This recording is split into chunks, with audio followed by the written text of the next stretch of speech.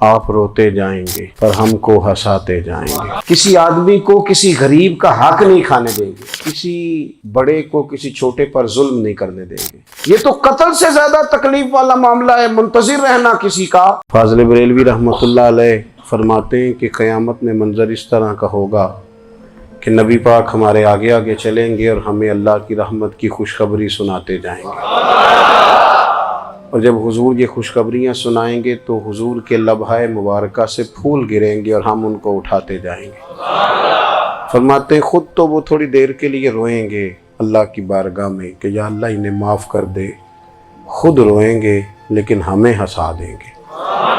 پیش حق مجدہ شفاعت کا سناتے جائیں گے، آپ روتے جائیں گے پر ہم کو ہنساتے جائیں گے۔ اور باغ جنت میں محمد صلی اللہ تعالی علیہ وسلم، باغ جنت میں محمد مسکراتے جائیں گے، پھول رحمت کے گریں گے ہم اٹھاتے جائیں گے۔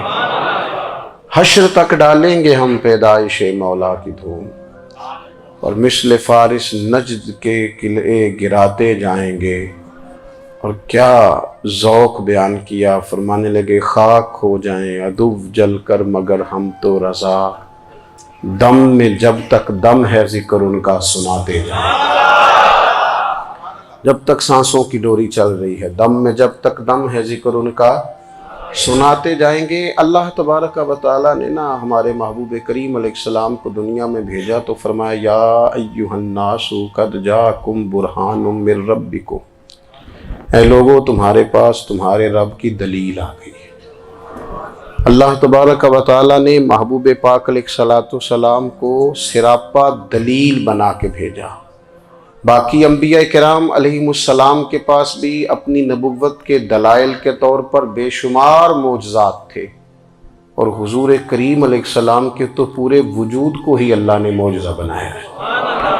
اور نبی پاک صلی اللہ تعالیٰ علیہ وآلہ وسلم کی نبوت کی دلیلیں، حضور کے رسالت کے مستحکم دلائل جگہ جگہ آپ کو ملیں گے۔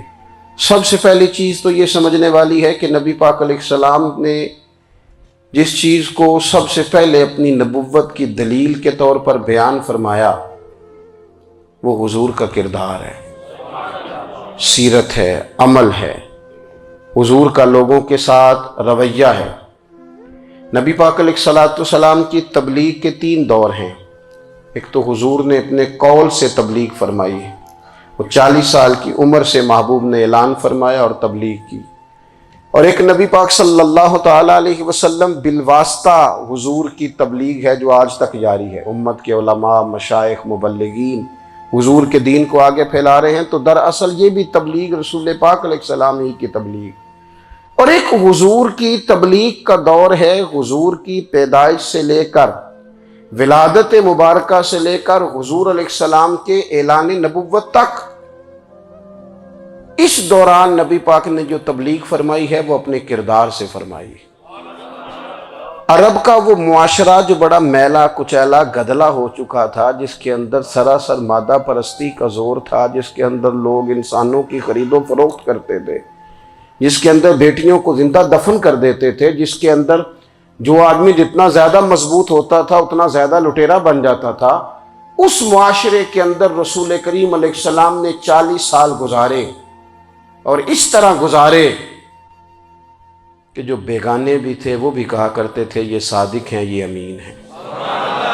اور جب حضور نے اعلان نبوت کیا تو فرمایا، یہ قرآن مجید کے لفظ ہے، فرمایا فَقَدْ لَبِثْتُ فِيكُمْ عُمَرًا مِّن قَبْلِهِ أَفَلَا تَعْقِلُونَ،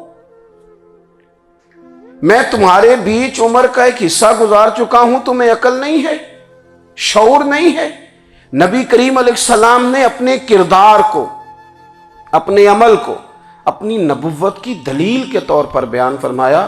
وہ تو حضرت حلیمہ بھی فرماتی ہیں نا، جب میں نبی کریم علیہ السلام کو اپنے گھر لے گئی تو میرا اپنا بچہ بھی دودھ پیتا تھا، 2 میرے بیٹے ہو گئے، ایک میری یہ نسبی اولاد اور حضور میری رضائی اولاد۔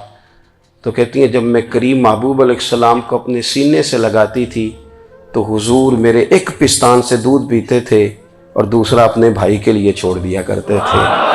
یہاں سے رسول کریم علیہ الصلوۃ والسلام نے کردار کے ذریعے تبلیغ، اور پھر اعلان نبوت سے پہلے ایک تنظیم عرب کے جوانوں پر، عرب کے سرداروں پر مشتمل بنائی گئی، جس میں نبی کریم علیہ الصلوۃ والسلام نے بڑا حصہ لیا سرکار نے، اور بڑے اہم لوگوں کو شعور حضور نے عطا فرمائے۔ وہ اس جماعت کا فیصلہ تھا کہ ہم سارے جوان، سارے بڑے لوگ ملیں گے۔ یہ حضور کے اعلان نبوت سے پہلے کی بات ہے۔ ہم بڑے لوگ ملیں گے، کسی بڑے کو کسی چھوٹے پر ظلم نہیں کرنے دیں گے، کسی آدمی کو کسی غریب کا حق نہیں کھانے دیں گے۔ حضور علیہ السلام نے نا اپنے کردار سے، اپنے عمل سے، اور آپ کا جو عمل ہوتا ہے نا وہ اصل ہوتا ہے۔ ایک ہوتا ہے آپ کوئی بات کرتے ہیں، اور ایک ہوتا ہے کہ آپ کوئی عمل کرتے ہیں۔ آپ جب عمل کرتے ہیں تو عمل کے ذریعے بھی لوگوں تک بات پہنچتی ہے کہ دراصل آپ کا اٹھنا بیٹھنا، چلنا پھرنا کیا ہے۔ میرے رسول کریم علیہ الصلوۃ والسلام کا اٹھنا بھی ایک نبی کا، بیٹھنا بھی ایک نبی کا، بات کرنا بھی ایک نبی کا، معاملات زندگی کرنا بھی ایک نبی کا، لین دین کرنا بھی ایک نبی کا۔ ایک شخص کہتے ہیں میں نے اعلان نبوت سے پہلے حضور علیہ السلام سے کوئی چیز خریدی تھی، اور میں نے عرض کیا تھا آپ یہاں تشریف رکھیں، میں پیسے لے کے آتا ہوں۔ میں 3 دن کے بعد آیا۔ دیکھو یہ بات کرنی کتنی آسان ہے، بولنی کتنی آسان ہے، پر 3 دن یہاں میرے بھائی کو کسی شخص کو 2 گھنٹے انتظار کرنا پڑ جائے تو لوگ کہتے ہیں الانتظار اشد من القتل۔ یہ تو قتل سے زیادہ تکلیف والا معاملہ ہے، منتظر رہنا کسی کا۔ کہتے 3 دن کے بعد میں آیا تو میرے رسول کریم وہیں تشریف فرمایا۔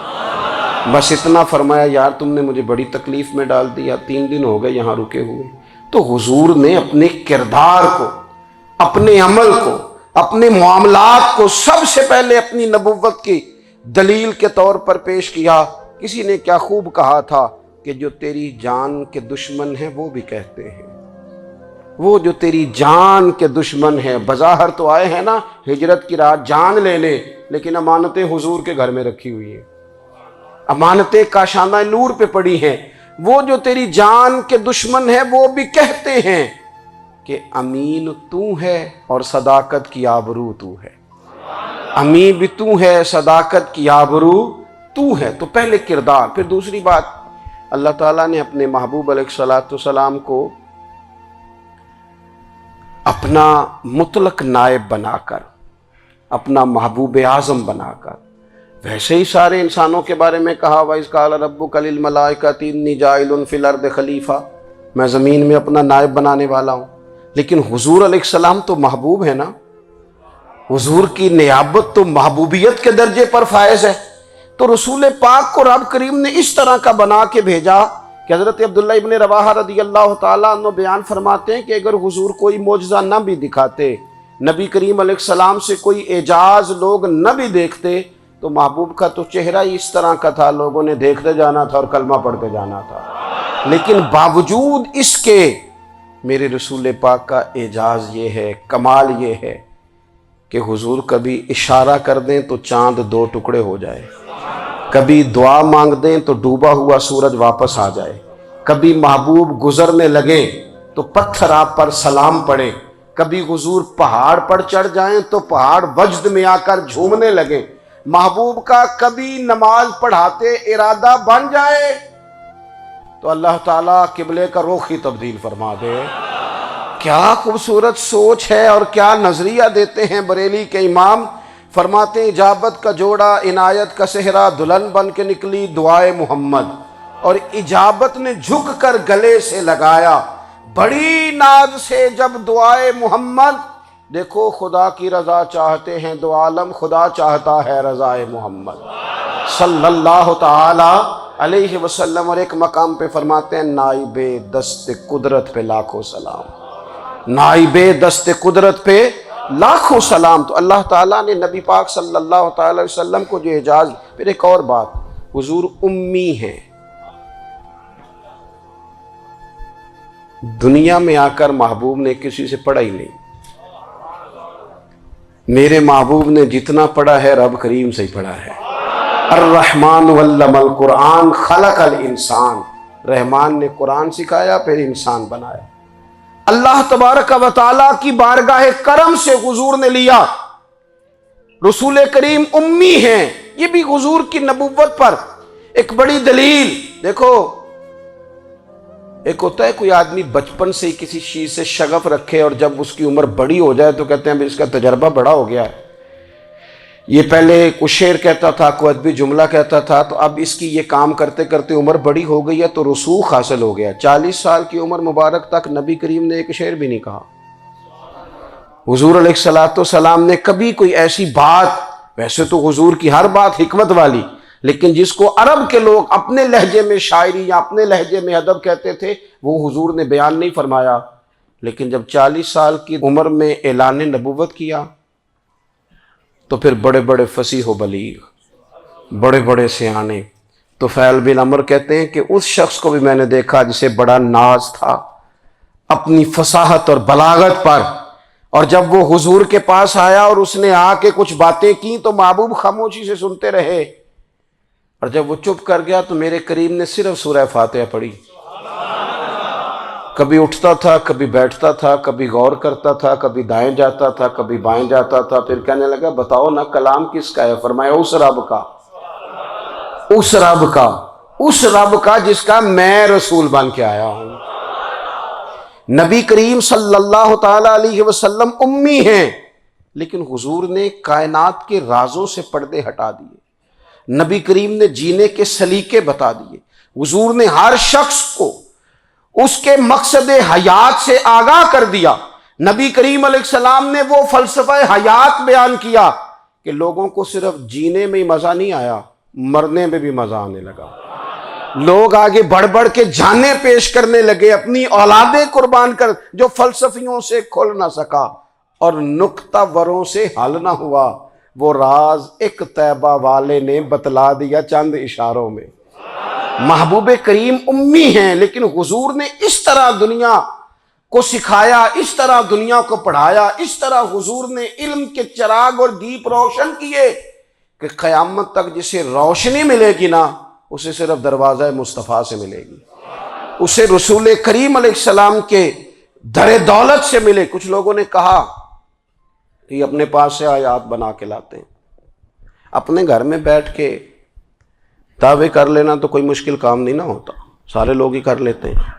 بلکہ وہ ہمارے ایک بزرگ کہا کرتے تھے، خیالی پلاؤ پکائیے تے گھیو کدے بھی کٹ نہ پائیے، کیونکہ کون سا پیسوں کا ڈالنا ہے، زیادہ ڈالیں آپ، اور زیادہ ڈالیں۔ بہت سارے لوگ ہیں آج بھی، کچھ لبرل ہیں بیچارے، کچھ دین بیزار طبقہ ہے، وہ کہتے ہیں جناب ہمیں تو جدید باتیں بتائیں، ہمیں تو نئے اسلوب کے مطابق لے کے چلیں، ہمیں تو او بھائی سن، میرے نبی پاک علیہ السلام نے فرمایا میرا قرآن کبھی پرانا نہیں ہوگا، اسے پڑھ کے دیکھ، اس کی جدت کا حسن دیکھ، یہ تو کھلا ہوا باغ ہے، تو ایک دفعہ اس کے قریب آئے گا تو خوشبو ملے گی، دوسری دفعہ آئے گا تو اس سے زیادہ تازی ملے گی، ایک دفعہ پھل کھائے گا تو مزیدار ہوگا اور دوسرا کھائے گا، ہو سکتا ہے شکل ملتی جلتی ہو لیکن ذائقہ بڑا نرالا ہوگا۔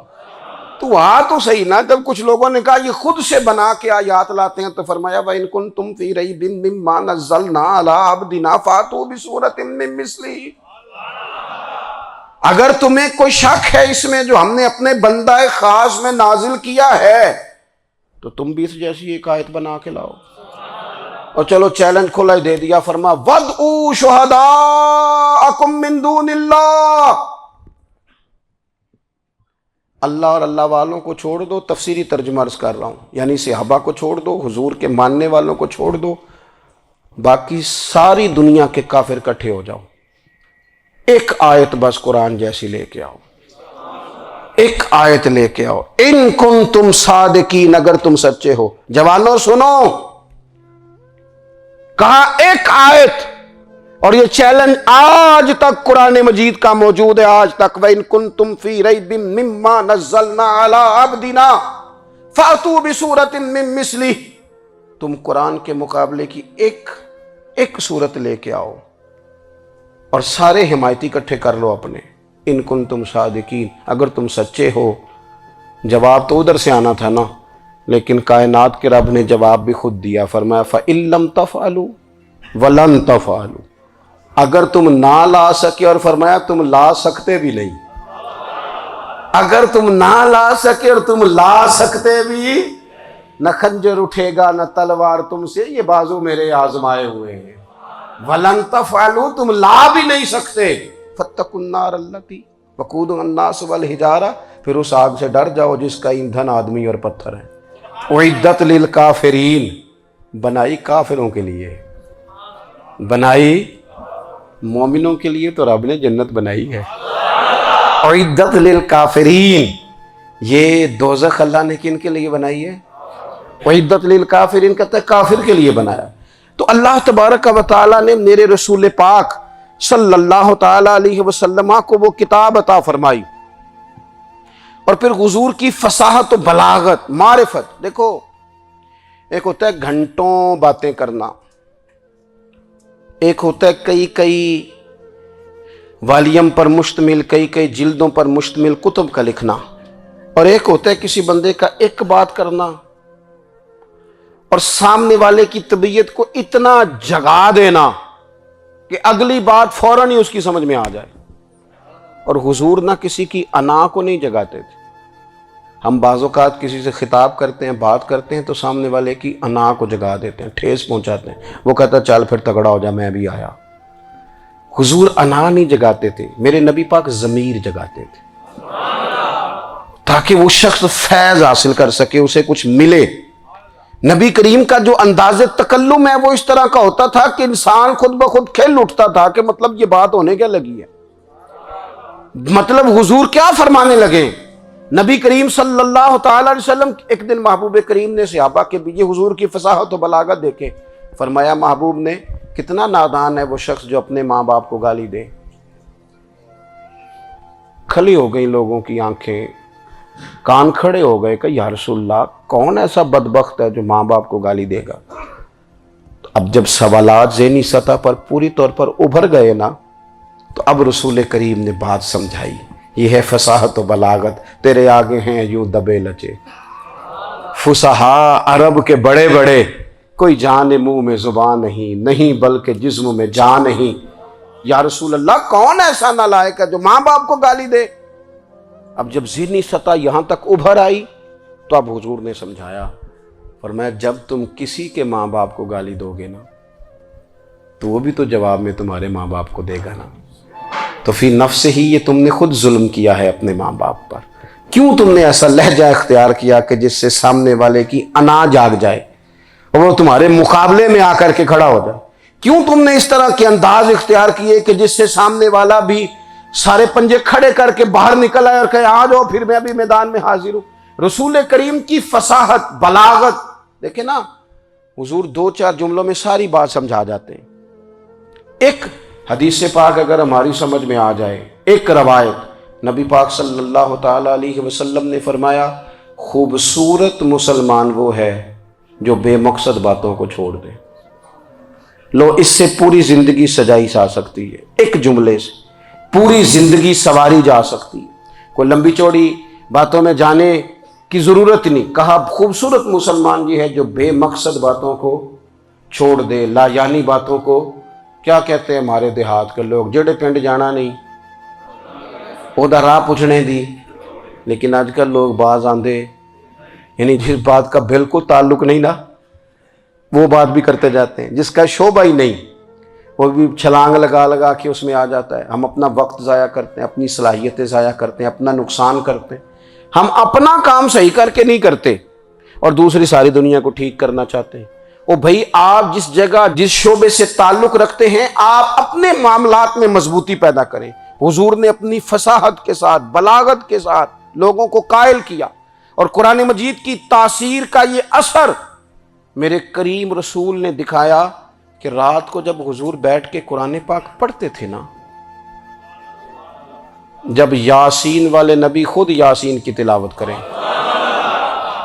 جب طٰہٰ والے محبوب خود طٰہٰ کی تلاوت کریں، غور کرو نا، جب مدثر والے محبوب خود ان جملوں کو ادا کریں، یعنی جن کے بارے میں آیت آئی ہے، جب وہی یہ آیت پڑھیں کہ اِنَّا أَعْطَيْنَاكَ الْكَوْثَرَ، یعنی جن کا ذکر ہو رہا ہے، جب وہ یہ بات کریں کہ یا ایھا النبی انا ارسلناک شاہدا ومبشرا ونذیرا لتؤمنوا باللہ ورسولہ وتعزروہ وتوقروہ وتسبحوہ بکرۃ واصیلا، جن کے بارے میں آیت آئی ہے، جب وہ یہ کہہ رہے ہوں کہ ورفعنا لک ذکرک، جب وہ کہہ رہے ہوں والضحیٰ واللیل اذا سجا، ذرا اس کیفیت کو دیکھیں جب محبوب خود پڑھ رہے ہوں، اور جو حضور پر آئی ہیں اس کا ذائقہ، اس کا لطف، اس کا انداز بھلا کیا ہوگا۔ حضور جب رات کو پڑھتے تھے نا قرآن پاک، تو جو پکے کافر تھے نا، ابو جہل جیسے لوگ، وہ بھی جھاڑیوں میں چھپ چھپ کے مدینے والے کی تلاوت سنا کرتے تھے، حضور کی تلاوت سنا کرتے تھے۔ یہی بہتر ہے کہ پردوں میں وہ پردہ پوش رہے، وہ اگر پردے ہٹا دے تو کسے ہوش رہے۔ رسول کریم علیہ السلام کی تلاوت کا سننا، قریب جانا، یہ اعجاز ہے۔ حضرت فاروق اعظم کہتے ہیں میں طبیعت کا بڑا ڈاڈا تھا، مزاج کا بڑا سخت تھا، زندگی ہمیشہ ڈٹ کر گزاری، باتوں پر کھڑا رہنا آتا تھا، پر جب میری بہن نے مجھے چند آیتیں سنائی نا تو میں تڑپ ہی گیا۔ گھروں آیا سا مار مقامنے نو، ہن مینو مار دے لے چلو، اوے متے عمر دی عمر برباد ہو جائے، جتھے عمر سوار دے لے چلو۔ یہ اعجاز ہے رسول کریم صلی اللہ تعالی علیہ وسلم پر نازل ہونے والی کتاب کا۔ پھر حضور نے خبریں دی، نبی پاک نے خبریں دی، حضور نے فرمایا روم فتح ہوگا، وہ ہوا۔ نبی کریم علیہ السلام نے فرمایا شام فتح ہوگا، تو شام فتح ہوا۔ فرمایا ایران فتح ہوگا، تو ایران فتح ہوا۔ سراقہ بن مالک کہتے ہیں ایک گاؤں پر بھی مسلمانوں کی حکومت نہیں تھی، ایک گاؤں پر۔ حضور مکہ مکرمہ سے نکل رہے تھے، مدینہ طیبہ تشریف لے جا رہے تھے، ابھی راستے میں تھے، میں 100 سرخ اونٹوں کے لالچ میں معاذ اللہ حضور کو گرفتار کرنے پہنچ گیا۔ محبوب نے حکم دیا، حضور کا معجزہ میں نے آنکھوں سے دیکھا، میرا گھوڑا زمین میں دھستا چلا گیا، میں نے معافی مانگی، حضور نے معاف کر دیا۔ میں نے سمجھا اچانک ہو گیا ہے۔ یہ منوانا بھی بڑا مشکل کام ہے۔ شجر و حجر پہچان گئے، انسان کی نظروں میں شاکی رہا۔ یہ کچھ ایسے لوگ ہیں جن کو منوانا توبہ توبہ، ماننے کو تیار نہیں، دیکھ دیکھ کے بھی ماننے کو تیار ہے نہیں، ماننے کو تیار ہی نہیں۔ کہتے ہیں کہ میں نے پھر چاہا آگے بڑھنا، تو پھر زمین کے اندر میرے گھوڑے کے پیر دھنسنے لگے، پھر معافی مانگی۔ کریم تیرے معاف کرنے کی ادا پہ بھی قربان جائیں۔ یہ نہیں فرمایا کہ تو بار بار یوں ہی کرتا ہے، فرمایا معافی مانگتا ہے، جا میں نے معاف کیا۔ کہتے ہیں 3 دفعہ میں آگے بڑھا، 3 دفعہ حضور نے معاف کیا، تو مسکرا کے فرمانے لگے تو یہاں مجھے گرفتار کرنے آیا ہے، وہ کیسر روم کا علاقہ فتح ہوگا۔ وہ کنگن جو پہنتا ہے نا ہاتھوں میں، بادشاہ کے کنگن معروف ہیں، وہ تیرے ہاتھوں میں آئیں گے۔ اللہ کرے آپ سمجھیں۔ یہ جو لوگ ڈری ڈری سہمی اور ہمارے بچے مایوسی کی معاذ اللہ باتیں کرتے ہیں، وہ دیکھیں حضور کس طرح کی گفتگو فرماتے ہیں۔ ابھی ایک گاؤں پر بھی اسلام کی حکومت نہیں، لیکن حضور کا خبر دینے کا انداز۔ کریم فرمانے لگے وہ کیسر روم کے جو کنگن ہوں گے وہ تیرے ہاتھوں میں آئیں گے۔ جناب سراقہ بن مالک فرماتے ہیں کہ میں مسلمان ہو گیا، حضور کا وصال ہو گیا، کنگن نہیں آئے۔ حضرت ابوبکر صدیق کا وصال ظاہری ہو گیا، کنگن نہیں آئے۔ جناب عمر کا دور آ گیا، سراقہ بوڑھے ہو گئے۔ کوئی بندہ پوچھتا نا کہ اب تو عمر ڈھل گئی ہے، زندگی کا پتہ نہیں، کہنے لگے نہیں میں نہیں جاتا، جب تک کنگن نہیں آتے اسرائیل کوئی نہیں آئیں گے، کیونکہ ساڈے نبی دی زبان ساڈے واسطے قرآن۔ جو دن کو کہہ دیا دن ہے تو دن نکل آیا، جو شب کو کہہ دیا شب ہے تو رات ہو کے رہی، اور خدا نے ان کی زبان کو وہ اختیار دیا، جو نکلی منہ سے ان کے وہ بات ہو کے رہی۔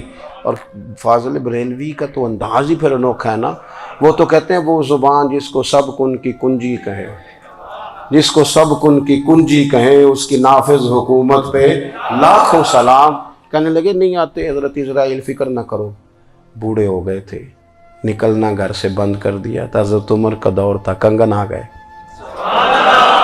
حضرت فاروق اعظم نے ان کے پوتوں سے، نواسوں سے، بچوں سے کہا جاؤ بلا کے لاؤ، کا دادا جان بوڑھے ہیں، فرمایا تم کان میں کہہ دینا کنگن آ گئے، پھر تم دیکھنا تو صحیح۔ پھر حضرت سراقہ آئے، حضور نے جو خبریں دی، نبی پاک علیہ الصلوۃ والسلام نے جو گزشتہ قوموں کے احوال بیان کیے، اور پھر میرے نبی پاک علیہ الصلوۃ والسلام نا دنیا میں عزتیں دینے آئے، عزتیں۔ یہ مزاج ہمیں کم کرنا چاہیے، یہ جو ہم ساری زندگی اس کام میں لگا دیتے نا کسی کو نیچا کیسے دکھانا ہے، یہ انداز حضور نے نہیں ہمیں دیا۔ اب دیکھو حضور تشریف لائے تو ہمیں پتہ چلا کہ حضرت یوسف جیسا سونا کوئی نہیں، حضور تشریف لائے تو ہمیں پتہ چلا کہ حضرت داؤد جیسی خوبصورت آواز کسی کی نہیں، حضور تشریف لائے تو ہمیں پتہ چلا کہ جناب عیسیٰ علیہ السلام کا فقر اختیاری کس طرح کا تھا، محبوب تشریف لائے تو ہمیں پتہ چلا کہ حضرت موسیٰ کا جلال کس طرح کا تھا۔ یہ تو حضور آئے تو نبی پاک علیہ السلام نے اس کی بھی عظمت بیان کی، اس کی بھی شان بیان کی، حضور نے بتایا کہ ابو بکر صدیق کی شان کیا ہے، فاروق اعظم کا مرتبہ کیا ہے، عثمان غنی کی حیا کیا ہے، مولا علی کی شجاعت کیا ہے، اہل بیت نبوت کی عظمت کیا ہے۔ حضور آئے عزتیں دینے، ماں کو عزت دی مدینے والے رسول نے، کہا جس کا باپ راضی ہو گیا اس کا رب راضی ہو گیا، فرمایا جو 2 بیٹیاں 3 بیٹیاں 4 بیٹی بہنیں یا ایک بیٹی یا بہن بیاہ کے آ گیا نا، اس طرح میری 2 انگلیاں جڑی ہوئی ہیں، میرے ساتھ جڑ کے جنت میں جائے گا۔ رسول کریم صلی اللہ تعالی وسلم نے عزت دی، عزت دی۔ حضور عزتیں دینے، کوئی اعزاز نہیں، ان پڑھ بندہ ہے، سادہ ہے، غریب ہے، مزدوری کرتا ہے، ہاتھوں پہ چھالے، یا رسول اللہ اس کا بھی کوئی اعزاز ہے؟ قربان جائیں، میرے کریم نے عزت دی، فرمایا محنت کر کے روزی کمانے والا تو اللہ کا دوست ہے، یہ اینٹیں اٹھانے والا، یہ مشقتیں کرنے والا، یہ صبح دیہڑی پہ جانے والا، یہ بیچارہ جو اچار سے روٹی کھاتا ہے، تو نے ہر شخص کی قسمت میں یہ عزت لکھی اور آخری خطبے کی صورت میں وصیت لکھی۔ رسول کریم نے ہر بندے کو اعزاز دیا، عظمتیں دی، حضور عزتیں دینے آئے، نبی پاک علیہ السلام نے اعزازات دیے، حضور نے نوازا، یہ ساری چیزیں میرے رسول پاک کی تشریف۔ اور پھر یہ جو حضور کے صحابہ اور اہل بیت ہیں نا، یہ بھی میرے نبی پاک کی نبوت کی دلیل ہے۔ اتنی جلدی انقلاب آیا نہیں کرتے، وہ کل تک جو رہزن تھے حضور نے راہبر بنا دیے، وہ لوگ جو کل تک ایک دوسرے کے گلے کاٹ کے کھاتے تھے، ایک دوسرے کو مارتے تھے، تکلیف پہنچاتے تھے، برادری ازم پہ لڑتے تھے، حضور نے بھائی بھائی بنا دیے، ایک پلیٹ میں کھانا کھانے لگے، سیدنا بلال حبشی، صہیب رومی، سلمان فارسی، حضور نے یوں کر کے ملا دیا۔ نبی کریم علیہ السلام نے تقسیمیں ختم کر دی دنیا میں، حضور کہ صحابہ نے اپنا کردار اس طرح کا دکھایا، اتنا بلند کیا، اور صحابہ کرام علیہم رضوان اس کو دیکھ کر اتنی بلندیوں پہ گئے کہ گواہیاں اللہ کا قرآن دیتا ہے۔ فرمایا محمد الرسول اللہ والذین معہ اشداء علی الکفار رحماء بینہم تراہم رکعا سجدا یبتغون فضلا من اللہ ورضوانا۔ فرمایا یہ جو میرے محبوب کے ساتھ والے ہیں کافروں پر سخت ہیں، آپس میں نرم دل ہیں، تم جب بھی انہیں دیکھو گے سجدے کرتے دیکھو گے، رکوع کرتے دیکھو گے، تم انہیں دیکھو گے اللہ کی رضا کے متلاشی ہیں۔ انہیں ساری مادہ پرستی سے نکال کر محبوب نے رب کی رضا کے رستے پہ ڈال دیا۔ میرے نبی کریم سید عالم صلی اللہ تعالی علیہ وسلم کی نبوت کے دلائل کے طور پر یہ ساری چیزیں آئیں۔ بس میں بات سمیٹنے لگا ہوں۔ حضور کا جو اخلاق ہے نا، وہ بھی نبی کریم علیہ الصلوۃ والسلام کی نبوت کی بہت بڑی دلیل ہے۔ وَإِنَّكَ لَعَلَىٰ خُلُقٍ عَظِيمٍ۔ محبوب ہم نے آپ کو نا خلق عظیم کا مالک بنایا ہے۔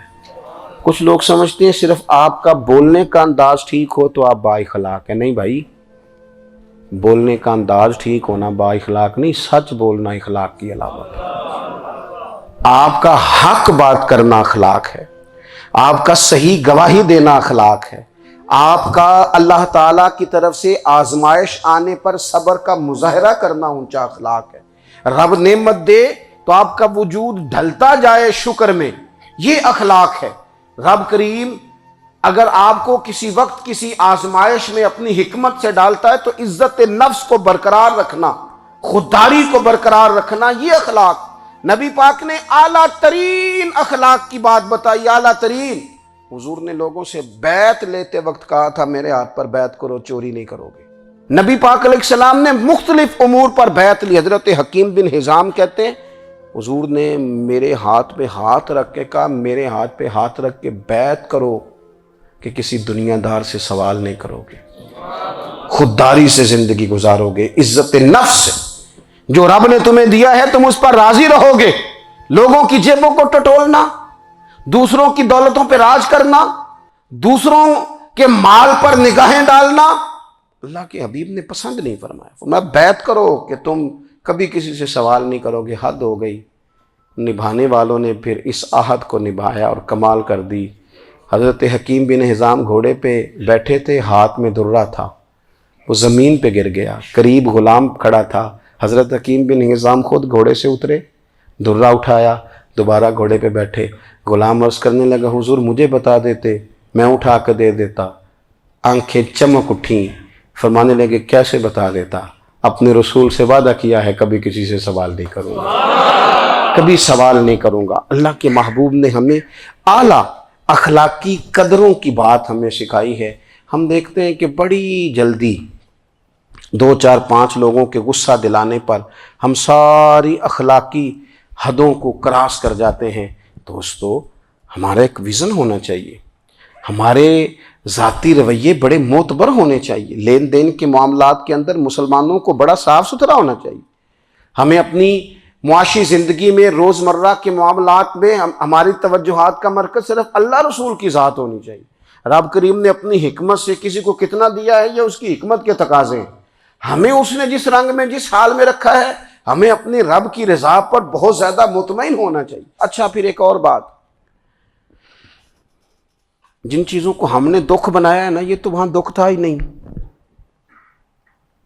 مہینہ مہینہ چولہا نہیں جلا، لیکن کسی جگہ اظہار غربت ہے، حضور کی اولاد پاک کا یا صحاب کا یا ازواج کا، مہینہ مہینہ چولہا نہیں جلا۔ لیکن یہ اخلاق عالیہ کا حسن دیکھو، اپنے گھر مہینہ مہینہ چولہا نہیں جلا، جو مانگنے آیا اسے جھولی بھر کے عطا فرمایا، کوئی دروازے سے خالی نہیں گیا۔ عزیز بھائی اگر زندگی میں اخلاقی قدریں ہم اپنا لیں اور ہم تھوڑا تھوڑا کر کے اپنے آپ کو تبدیل کریں، ساری زندگی توجہ رہی کہ فلاں کیا کر رہا ہے فلاں کیا کر رہا ہے، تھوڑا سا گردن کو جھکا کے اپنے اوپر توجہ ڈالیں، اپنے آپ کو وقت دیں، حضور کے اخلاق عالیہ کی روشنی میں، تعلیمات حسنہ کی روشنی میں ہم اپنے کردار و عمل پر تھوڑی توجہ دیں۔ اس وقت بہت بڑی تعداد میں امت مسلمہ ہے، اور ایسا نہیں ہے کہ دولت نہیں ہے، دولت سے بھی سرشار ہیں۔ ہمارے ہاں بڑے بڑے انجینئر ہیں، بڑے بڑے ڈاکٹر ہیں، لیکچرار ہیں، ہمارے پاس بڑے بڑے ہاسپٹل ہیں، بڑا کچھ ہے، لیکن کردار و عمل کے بادشاہ، اپنی زندگی تقوی کی روشنی میں گزارنے والے، ان لوگوں کی تعداد کم ہے۔ اگر کوئی آج بھی سارے کام نیک کرے لیکن جائیداد میں سے بیٹی کا حق رکھ جائے تو پھر اس نے کیا میلاد منایا ہے؟ اگر آج بھی جو 2 4 لوگ بیچارے اس کے زیر دست ہیں، ملازمین ہیں، ان کے ساتھ اس کا رویہ انتہائی سخت ہو تو اس نے کیا میلاد منایا؟